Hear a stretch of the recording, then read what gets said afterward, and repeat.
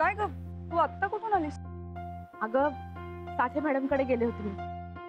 तुला कळलं का रेवती? साठे मॅडमचे मावस भाऊ आमचे पोद्दार सर गेले. अरे बापरे, पण काय झालं अचानक? सर आम्हाला पण धक्काच बसला ऐकून.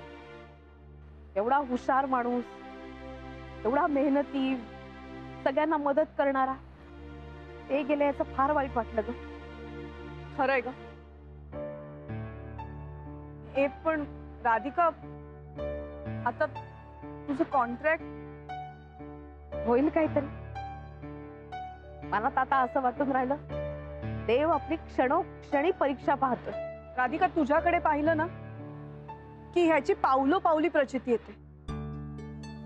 एकाच वेळी किती प्रॉब्लेम्स फेस करतेस ग तू.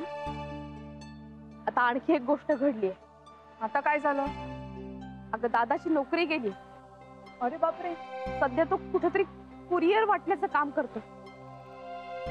आणि अगं कुठल्या तरी स्कीम मध्ये पैसे गुंतवले होते, ते पण गेले. घर भाड्यानं दिलंय त्यांनी, म्हणून माझ्याकडे येऊन राहिलाय. मलाही थोडं त्रासलेलं वाटलंच तो. का कोण जाणे, डिप्रेशन मध्ये वाटला. डोकं धरून बसला होता तो. तरीच सुबोध म्हणत होता की दादा त्याला रस्त्यावर बसलेला दिसला, उदास होता. तोच घेऊन आला दादाला घरी. रेवती, दादाला यातनं सावरलं पाहिजे ग. त्यानं एवढं केलंय माझ्यासाठी. मला त्याला दुःखी नाही बघायचंय. आता मला त्याच्यासाठी काहीतरी करायला हवं. बर चल, मी निघते. वरती थोडस काम आहे, तेवढं करते आणि नंतर बकुळा मावशीच्या वस्तीत जाते. बाय.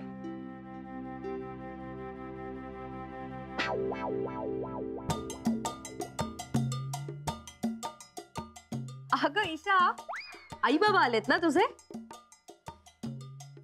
कुठे असतात ते? ऑस्ट्रेलिया. ओ, म्हणून शनाया इकडे आली आहे नाही का? मग शनाया तुझ्याकडे राहते तेव्हा तू तिच्याकडनं भाड्याचे पैसे घेतेस? नाही नाही, आम्ही बेस्ट फ्रेंड्स आहोत ना. मग तू काय करतेस पैसे मिळवायला? नाही म्हणजे तुझेही खर्च खूप आहेत ना. वहिनी, एनिवे यार, ही शनाया किती वेळ लावतीये. काय अभ्यंग स्नान करतेस का शनाया? ईशा, अभ्यंग स्नान हे तिला इंग्लिश मध्ये सांगावं लागेल नाही का? Very funny.